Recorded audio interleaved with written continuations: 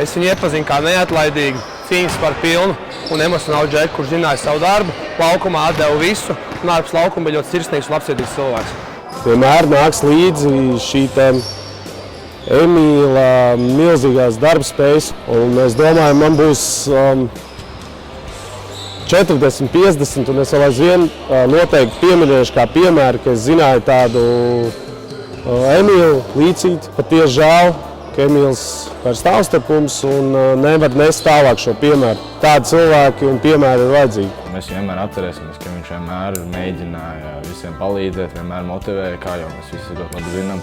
Emīl, mēs tev vienmēr atcerēsimies kā ļoti lielu cīnītāju, cik tu biji labsirdīgs un atbalstošs ārpus laukuma, un arī kāda tu autoritāte bija jaunākiem spēlētājiem.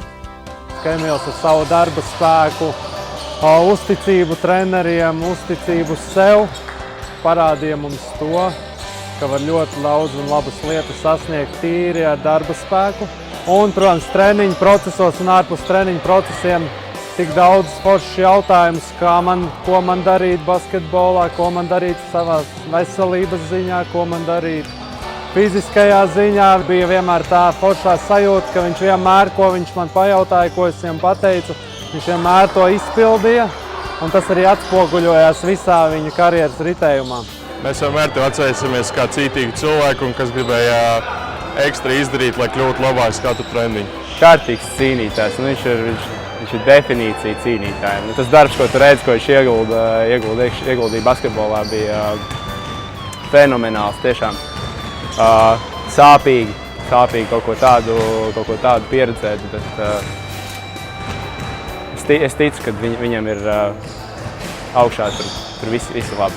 Emīls ar savu cīņas sparu un vēlmi bija izcīnījis vietu šajā komandā. Viņš šeit ļoti vēlējās būt. Es esmu pilnīgi drošs, kad Salaspils komanda šo sezonu veltīs Emīlam. Viņš to ļoti būtu vēlējies. Varbūt kādu reizi kaut kādā rajona čempionātā uzspēlēt vēl. Ja ne LBL2, tad kaut kur pēc gadiem vajadzētu kaut ko vēl paspēlēt.